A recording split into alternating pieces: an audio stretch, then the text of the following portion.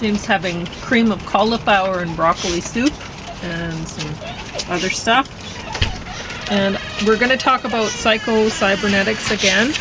And the dogs are going to have some pepperoni. Or as we call it, pepperoni. Yeah, but there's a... Oh, there's a brand name. Oh, see, yeah. We won't mess around with their name.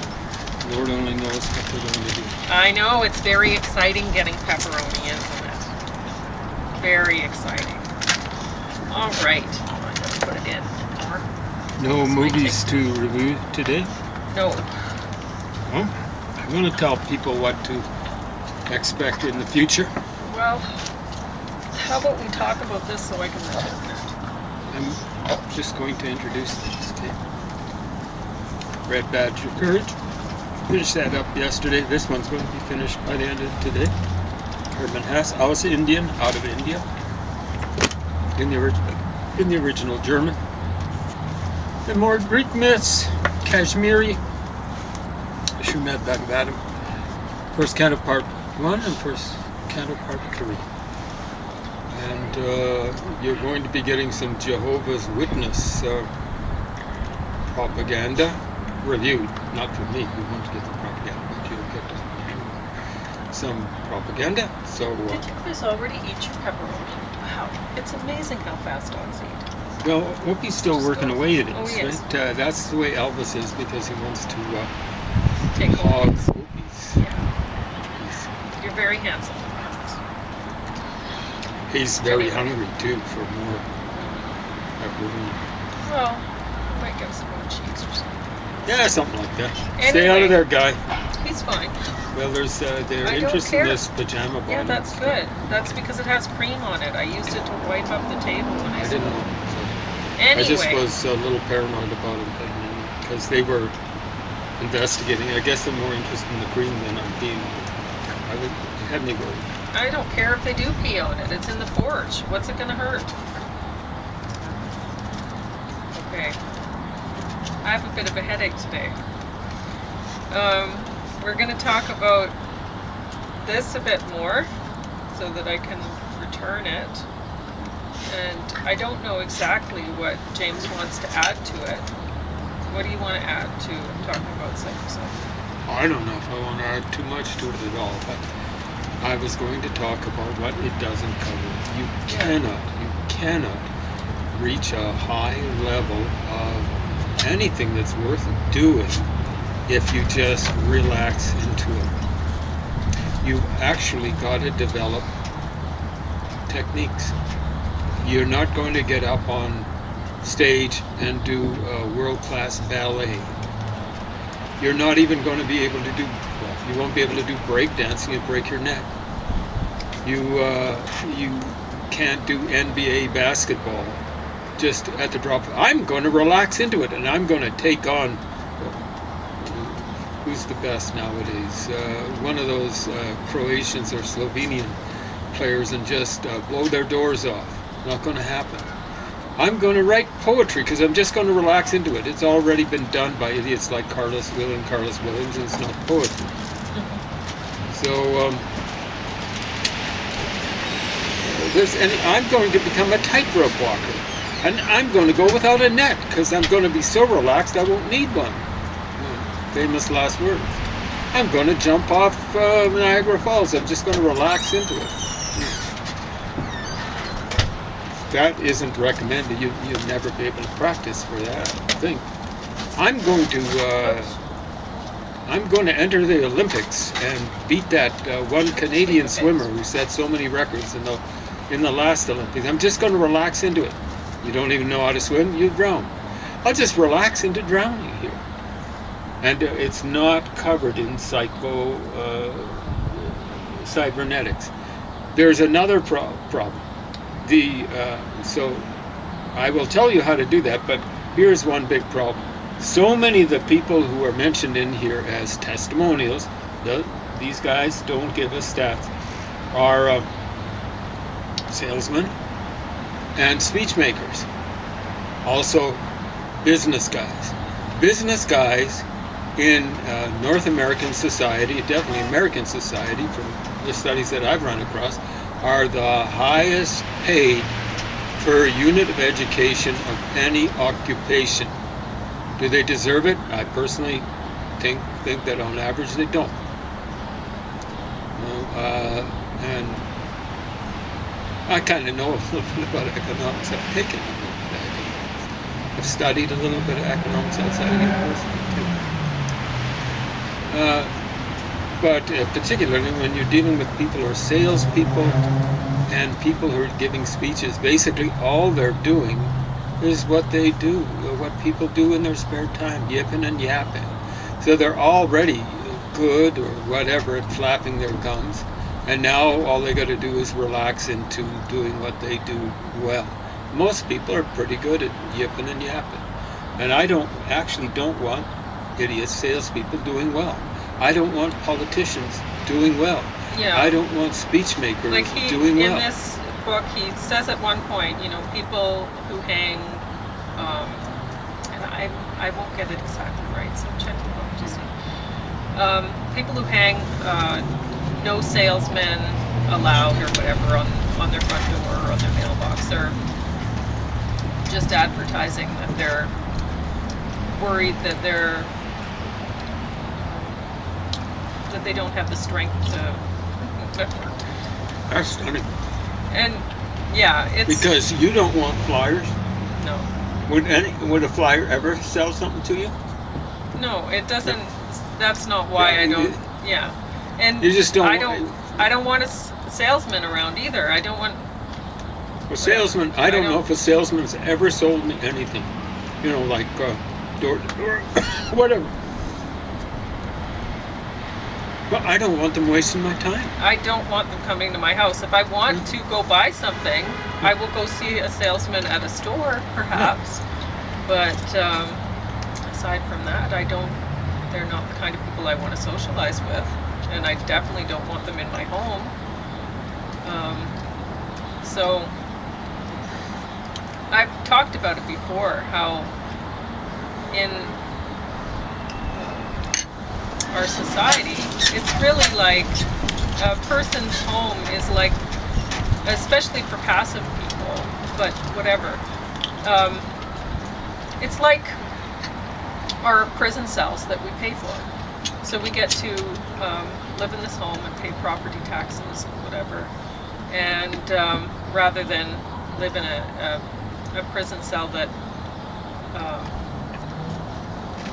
we pay for other people, right?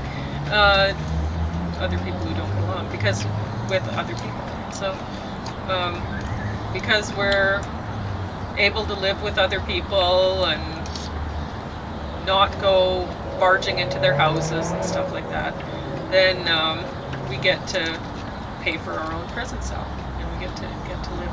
So we have our own little exercise yard, and we have public exercise yards that we get to go use. And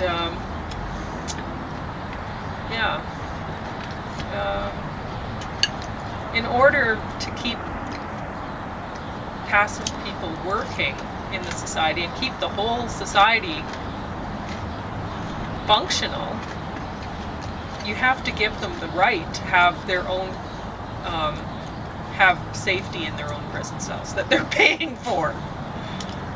So, anyway, my head is not feeling well enough to talk about that right now very coherently. And did you want to cover this? I was going to mention this briefly because you started talking about something in this, and it got me thinking about this. I watched Woman of the Hour yesterday, and this is a story about a serial killer that neither one of us had heard about. And this guy, eventually, I guess he was charged with killing 7 people, but they believe that he killed, it said at the end of it, they believe he killed 130. So, he really... It's almost like a record. He really was busy. And anyway, so this is a story about, he was on the dating game. He was one of the guys in the dating game. And at one point, he's talking to one of the other contestants, that the woman might choose. And he says, the woman, I always get the woman, or I always get the girl, right? And so he's very confident in himself. He's good looking and everything, and he's a photographer. And it's really the photography, not so much the looks, but sure, well, it's both. I mean, he has nice long hair and stuff. And anyway, so the thing is, and we were talking about Ted Bundy too, because I mean, always got to talk about it.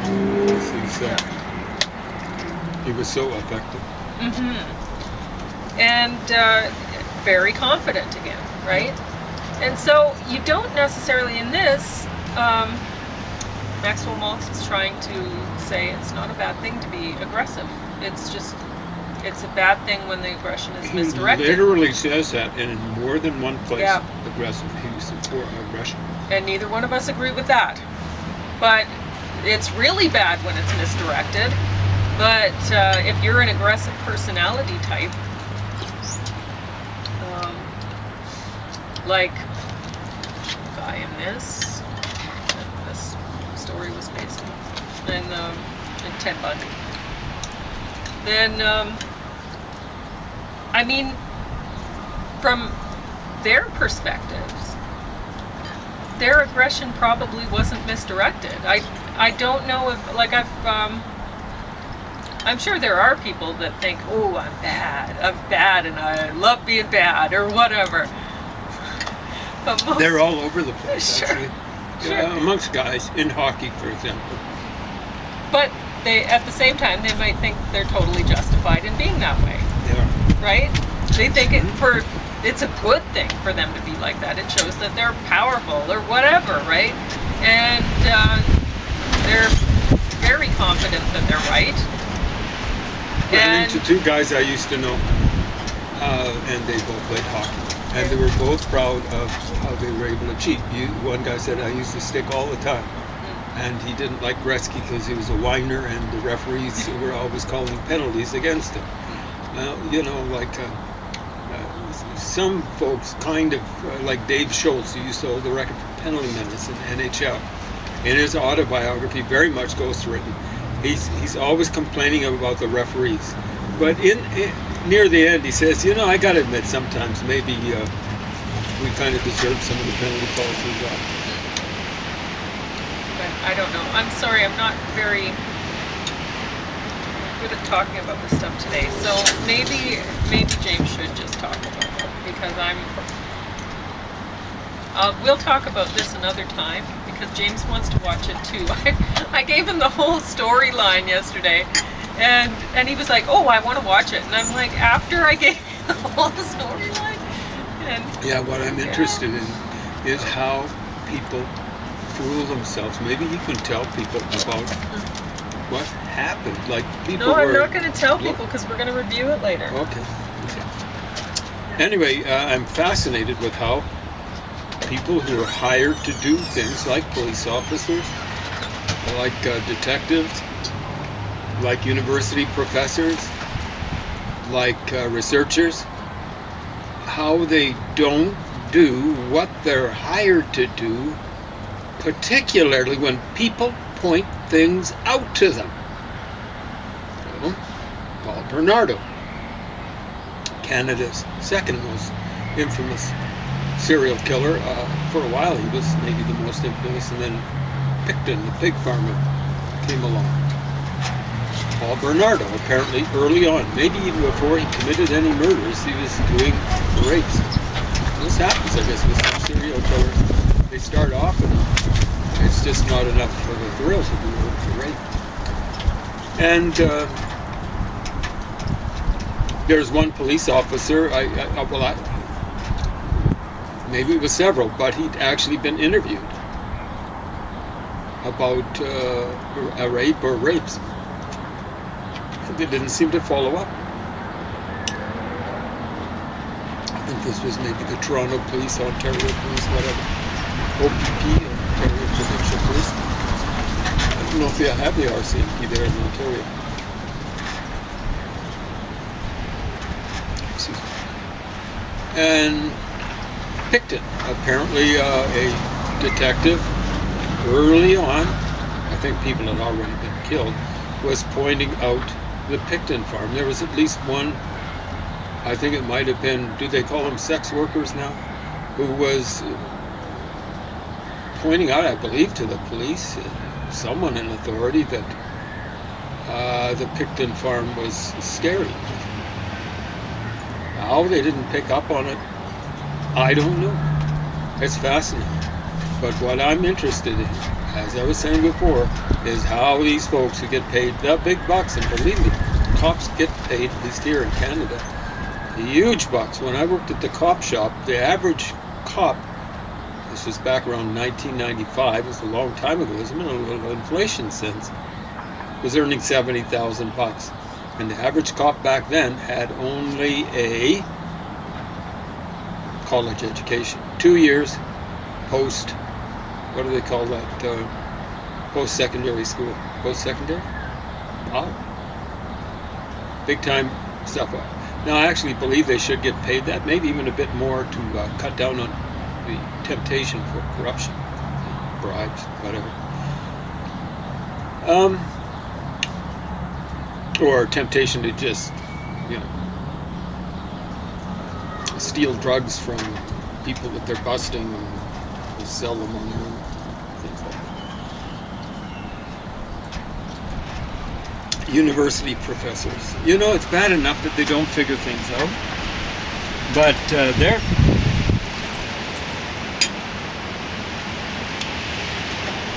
worse than the kind of cops we're talking about, because generally, university professors are active in suppressing, I won't necessarily say the truth, but the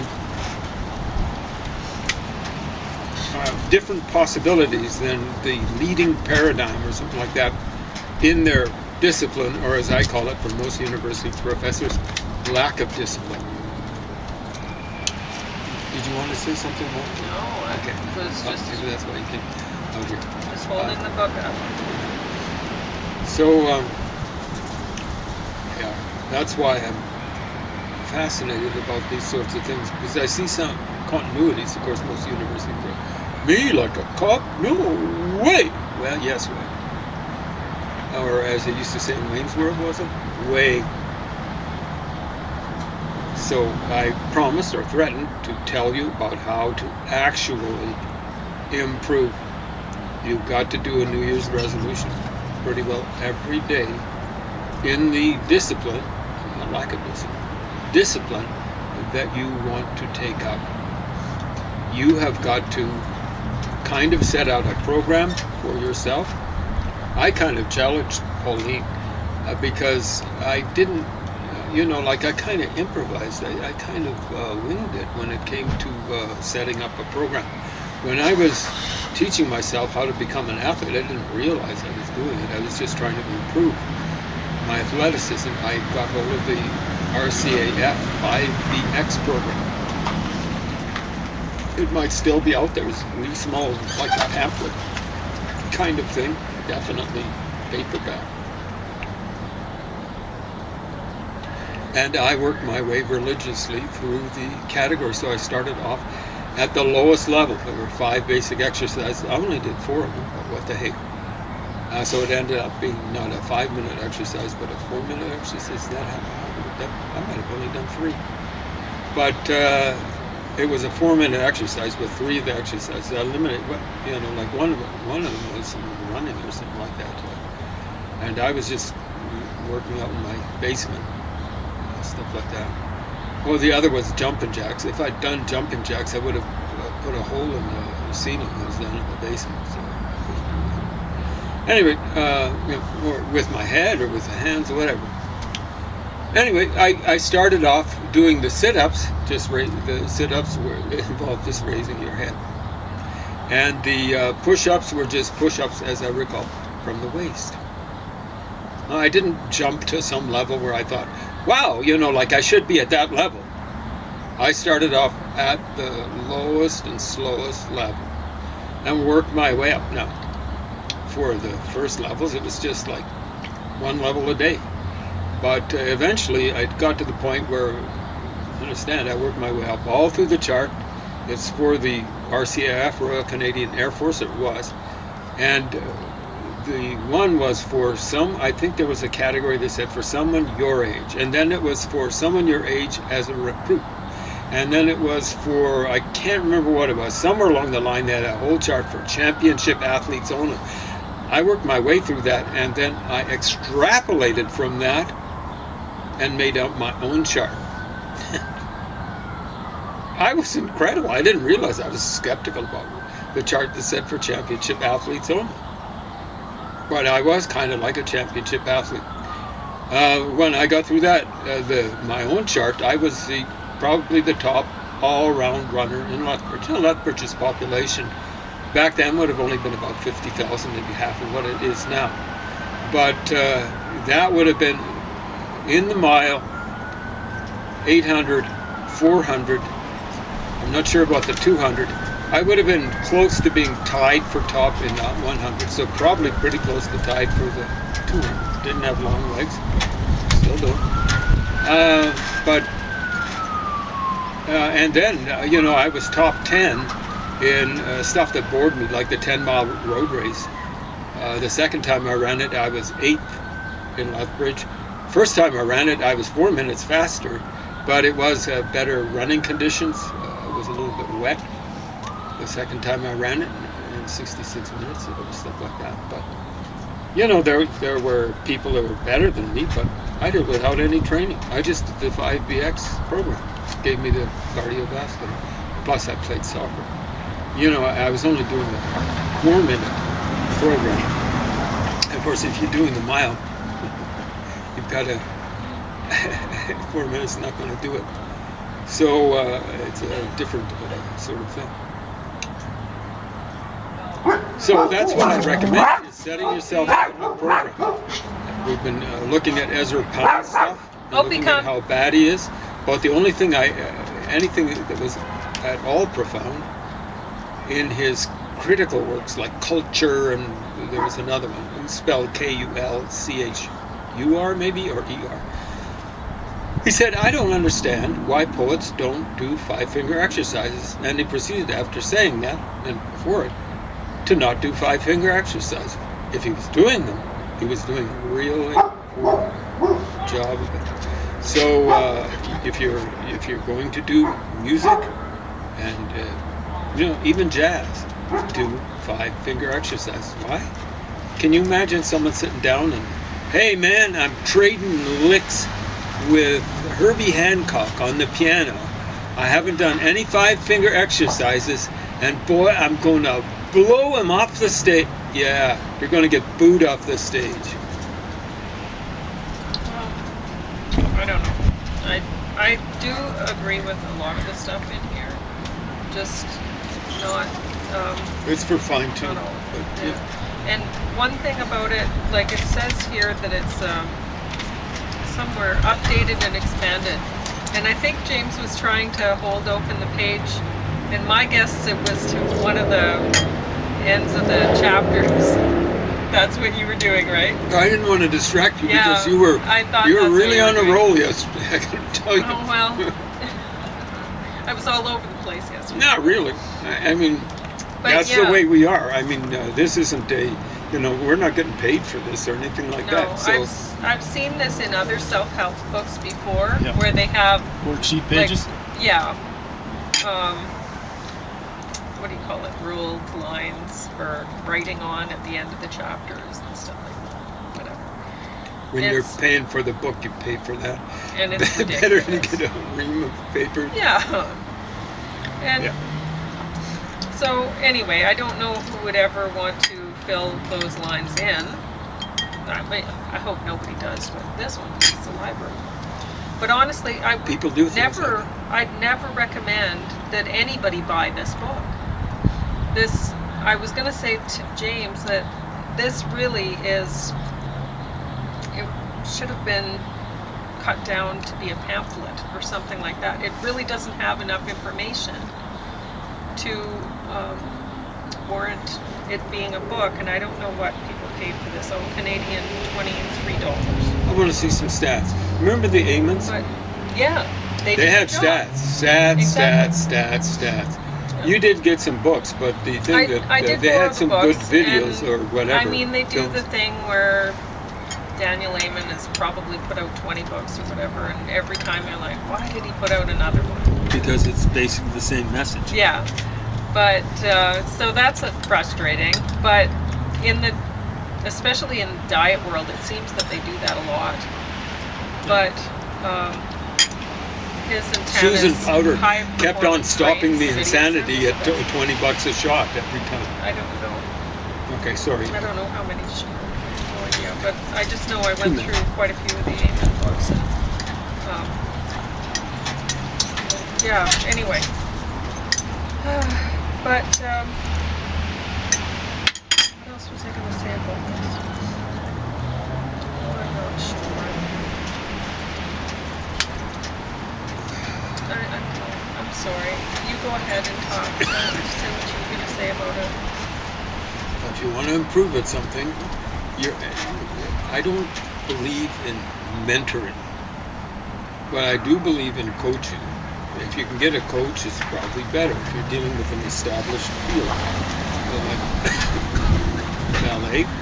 Yeah, probably not a life Figure coach, skating? though. I don't know what life coaches actually Yeah, I'm not talking about specialize that. in. In many Nothing. ways, I that's don't almost think like they could teach anybody anything. mentoring or something like that. Like It's what ridiculous. mentors? What's that about? Yeah. But somebody who actually knows something. And that's the problem with, like, I remember I was talking to an artist friend years ago, and I realized that what I wanted was to learn specific techniques with art, yeah. And I wanted to learn from somebody who knew how to do those, and I didn't want to go pay for an instructor that I didn't know their work. I didn't know if they would teach me anything that I would want to know or whatever. And so you've done him some favors. oh yeah, and He did some favors for us, but I think overall you could have. Well, he did walk the dog. Yeah, I know. No, I'm saying that. Yeah, I'm just saying that's not where I'm going at all. Okay. Is what I'm saying. Okay. I just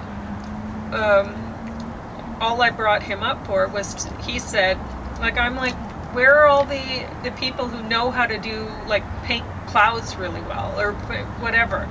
And he said, well, they're off painting clouds.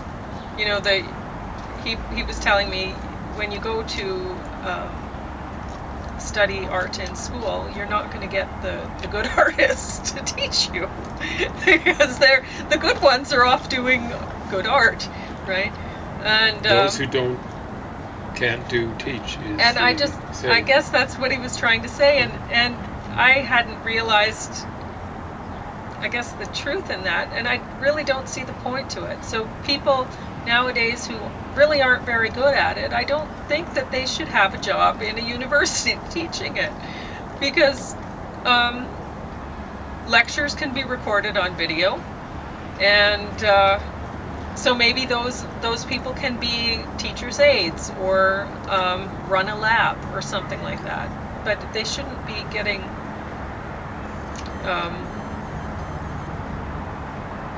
big money as a prof or whatever and have this big position and whatever.